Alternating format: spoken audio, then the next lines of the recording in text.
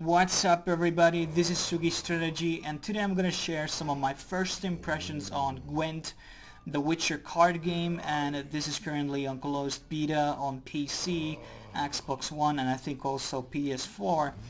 And Gwent is a game that was based on a minigame that existed on Witcher 3, and the developer CD Projekt RED decided, hey, let's make a standalone game of that, and it is almost identical, but I like to think it has more strategy, it has more complex cards in it, and it's just more enjoyable to play than the original one on Witcher 3, which I frankly didn't play as much, so I don't remember like what things were certainly different between the games. At least the interface is a lot better on the standalone game of Gwent.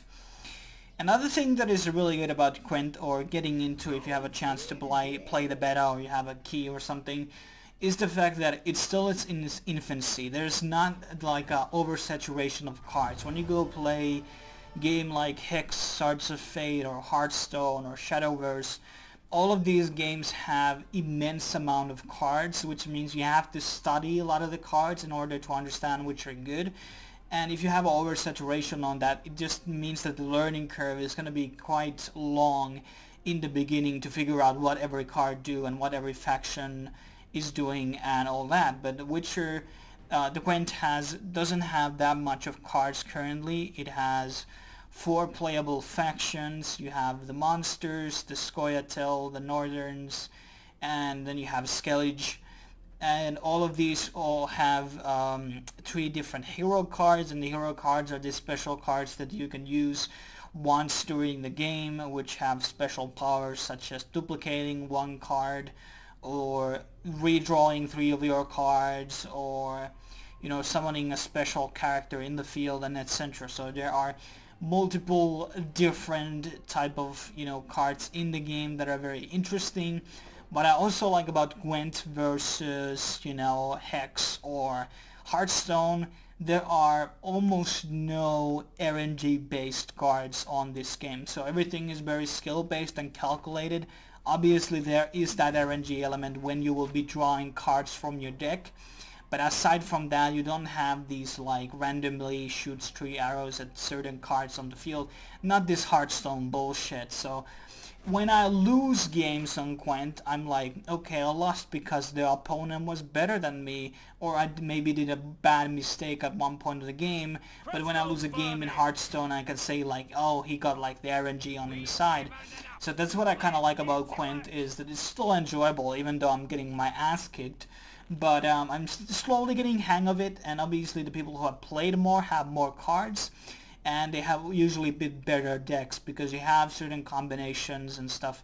One of the cool cards that you can, for example, do is you throw out 1 card and it will summon all the same type of cards into the field from your deck or from your hand into the field. So there are many different types of strategies that you can run, and also there is of course that free-to-play element into this game, so you can buy these barrels. I don't know why they decided to go with barrels instead of like chests or anything else, but whatever. And there you will get 4 cards which will be random, and then you will be getting a 5th card which you can choose of 3 different options, which is kind of cool. And obviously you can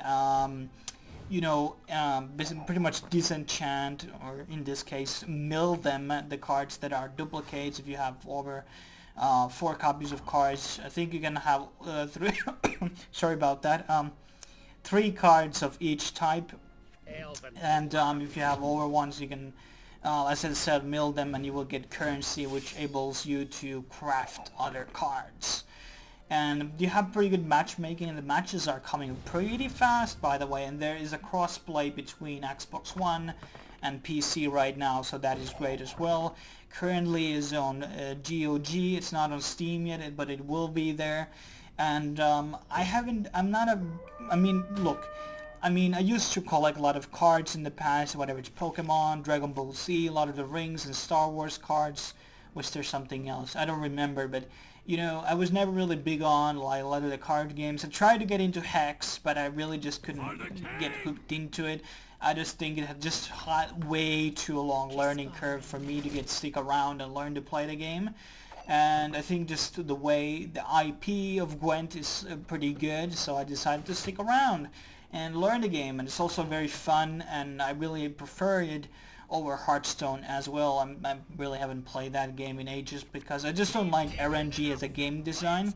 Obviously always gonna have that in card games, whatever you're shuffling decks and picking cards from it. But I really enjoy this game, and I really recommend everybody to try it out for those who are maybe looking into playing, starting a new card game, but don't want to go necessarily that, learning curve of, I mean, Hearthstone and Hex and I think Shadowverse also, like almost everyone has like over 1,000 cards on them. That's a lot of cards to remember and know, and it's just to have a very high learning curve. And I'm not saying that's a bad thing, but some people, want a bit of a like easier entry to the series.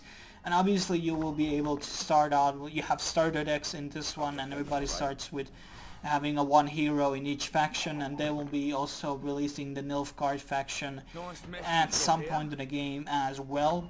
And I don't really have anything else to say about this right now. I will be doing a full review and probably other Gwent games because Gwent videos, because it just seems to be a game that I will be interested in playing on daily basis, because it doesn't take like a million hours to play, and I really like the best of 3 format also, so there's a lot of strategy that goes into it and not really so-called overplaying your hand. There's a yes, pun intended in double times. But thanks for watching this video. If you like strategy games, card games, you might want to subscribe to this channel in case for the future content. But thanks for watching, and I will see you guys next time. Cheers. Not your lucky day.